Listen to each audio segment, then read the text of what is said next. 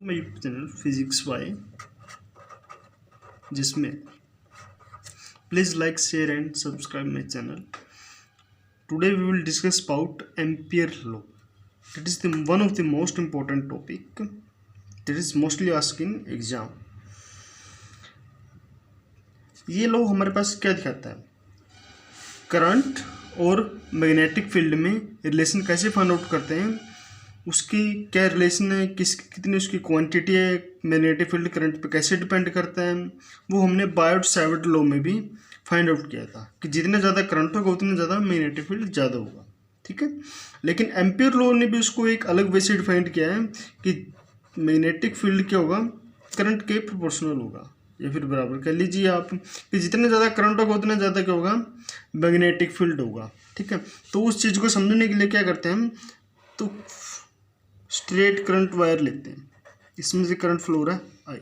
ठीक है, तो करंट क्या होता है, एक क्लोज लूप बनाते हैं. जब आप करंट के थंब के डायरेक्शन में करंट लोगे तो मैग्नेटिक फील्ड क्या होगा, कर्ल करेगा. ऐसे कर्ल करेगा क्या मतलब क्या, मतलब क्या बनाएगा, एक लूप बनाएगा आपके पास. ठीक है, यहाँ से वो लूप बनाता चला जाएगा. ठीक है, ये उसकी होगी डायरेक्शन.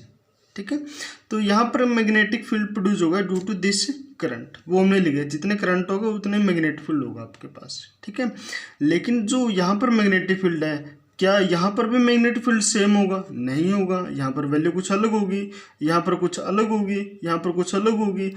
हम पर यूनिट लेंथ की बात कर रहे हैं. पर यूनिट लेंथ में वैल्यू मैग्नेटिक फील्ड की चेंज होती चली जाएगी, लेकिन जो टोटल मैग्नेटिक फील्ड है एक क्लोज्ड लूप में वो क्या रहेगा आपके पास, हमेशा सेम रहेगा. उस चीज़ को कैसे समझोगे आप? ठीक है, मान लीजिए यहाँ पर एक मैग्नेटिक फील्ड है. ठीक है, उसकी वैल्यू कितनी है आपके पास, 100 है. ठीक है, 100 है उसकी. ठीक है, तो जब आप यहाँ से यहाँ तक चले जाओगे, 100 मतलब कैसे, यहाँ पर क्या होगा इसका 5 5 5 5 5 5 5 5 5 मिला के आपके पास क्या होगा, 100 हो गई. ठीक है, अब क्या होगा, अब मैंने सर्कल को बड़ा ले लिया. बड़ा ले लिया क्या होगा, लेंथ इसकी 2 हो गई अब, लेकिन टोटल क्या होगा 2 × 50. टोटल क्या रहेगा यहाँ पर 100 ही रहेगा टोटल. तो टोटल 100 कैसे रहेगा, पर यूनिट लेंथ क्या होगा आपके पास 2 हो गया, लेकिन लेंथ 2 2 2 2 2 50 टाइम क्या हो गया आपके पास 100 मैग्नेटिक फील्ड आया. अगर मैं इसको और बड़ा ले लूँगा इस लूप को, तो पर यूनिट लेंथ क्या होगा आपके पास 1 × 100. ये भी क्या आएगा आपका 100 ही आएगा. टोटल मैग्नेटिक फील्ड आपका 100 ही रहेगा, लेकिन पर यूनिट लेंथ आपका मैग्नेटिक फील्ड क्या है चेंज होता चला जाएगा. लेकिन पर यूनिट लेंथ जो चेंज हो रहा है उस चीज़ को कैसे फाइंड आउट करोगे आप, B = μ0I. अब ये μ0 क्या लिख दिया, μ0 को क्या बोलते हैं हम, मैग्नेटिक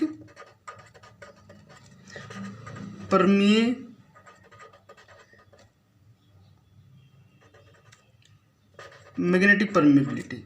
ये क्या दिखाता है आपकी कि जैसे जैसे आप सेंटर से दूर होते चले जाओगे मैग्नेटिक फील्ड की वैल्यू कम होती चली जाएगी. तो μ0 की वैल्यू क्या होती है आपके पास 4π × 10⁻⁷. ठीक, तो आप इस वैल्यू को यहाँ पर रखोगे तो 10⁻⁷, मतलब डिवाइड में आएगा क्या हो जाएगा, ये μ0 की वैल्यू 4π × 10⁷I. ठीक है, जैसे जैसे हम दूर चले जाते हैं तो इतनी वैल्यू वो डिक्रीज होती चली जाती है. ठीक है, मतलब करंट की वैल्यू इतने फैक्टर से कम होती चली जाएगी. तो यहाँ पर जैसे जैसे दूर चले जाएंगे मैग्नेटिक फील्ड क्या होता है, कम होता चला जाएगा. तो ये क्या हो गया आपके पास magnetic field total magnetic field कितना आएगा आपके पास, B टोटल μ0I. ओके,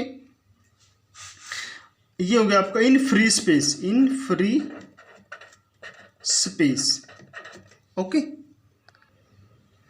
मान लीजिए आपने मैग्नेटिक फील्ड निकालना है इस लेंथ का, छोटी सी लेंथ का, तो आप कैसे निकालोगे, मैग्नेटिक फील्ड या फिर मैग्नेटिक फील्ड इंटेंसिटी बोल दी इसको. तो क्या करोगे आप, B टोटल को मान लीजिए 100 था आपके पास, अगर आप उसको लेंथ से डिवाइड कर दोगे, टोटल लेंथ से आपने इसको डिवाइड कर दिया, तो आपके पास क्या आएगी, ये मैग्नेटिक फील्ड की इंटेंसिटी है. मान लीजिए यहाँ पर 2 थी, यहाँ पर 1 थी, तो यहाँ पर क्या होगा, आपके पास मैग्नेटिक फील्ड की वैल्यू आ जाएगी। तो बी टोटल क्या है, वैल्यू निकालो, B total, B into total length,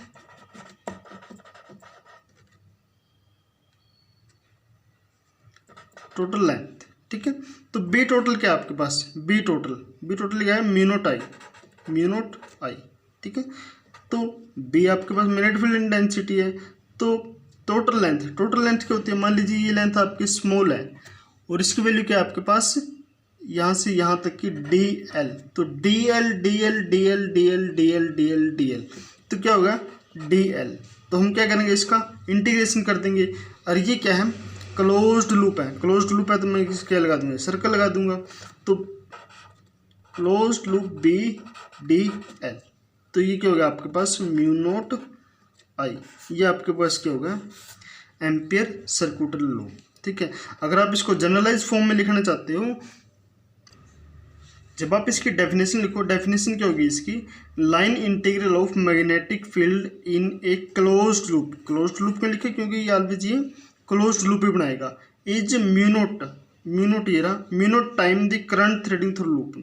तो क्लोज्ड लूप के अंदर जितना करंट फ्लो हो रहा है, अगर उसको हम म्यू नॉट से मल्टीप्लाई कराएंगे तो ये क्या होगी इसकी, with in a closed loop DL, तो उसको बोलते हैं एम्पियर लॉ, ठीक है। यहाँ पर क्या लिखा है, बी डॉट डी एल लिखा है, यहाँ तो हमने बी डी एल लिखा ओनली। तो बी डॉट डी एल क्या होता है आपके पास, बी डॉट डी एल क्या हो गई, B D L cos theta, क्योंकि ए डॉट बी क्या होता है आपके पास, ए बी कोस थीटा होता है, ठीक है। तो थीटिक वैल्यू क्या होगी यहाँ पर, तो इसको समझने के लिए आप क्या करोगे, ये आपका ऐसे होता है, ये आपका कोई स्ट्रेट कंडक्टर वायर है और इसके अंदर से करंट, ये आपका कोई क्लोज्ड लूप है ये वाला, और इसके बीच में ये फ्लो कर रहा है ऐसे, ठीक है। लेकिन फिगर ये 3 डायमेंशन है तो हमने इसको ऐसे बनाया हुआ है। लेंथ की डायरेक्शन क्या होगी इसकी, ये वाली लेंथ की डायरेक्शन होगी, ये वाली लेंथ की डायरेक्शन, ठीक है। लेंथ की डायरेक्शन क्या होगी इसकी, इस पर टेंजेंट ड्रॉ कर दिया हमने, लेंथ पे नीचे की तरफ गया ये, जब लेंथ के नीचे की तरफ गया तो मैग्नेटिक फील्ड क्या होगा यहाँ पर, जब ये इसके लेंथ की डायरेक्शन क्या होगी, जब इस पर टेंजेंट ड्रॉ करेंगे हम तो इसकी लेंथ की डायरेक्शन नहीं होगी। लेकिन मैग्नेटिक फील्ड की डायरेक्शन भी क्या है, डाउनवर्ड डायरेक्शन में इसकी बिल्कुल पैरेलल है तो क्या होगा, थीटा की वैल्यू क्या होगी, 0 होगी। थीटा की वैल्यू 0 होगी, मतलब कोस 0 क्या होता है आपके पास, 1 होता है। तो क्या होगा, सिंपल लिख सकते हैं इसको, बी डॉट डी एल कोस 0 क्या होता है आपके पास, 1 होता है। तो इसको सिंपली क्या लिख सकते हैं, बी डी एल, ओके।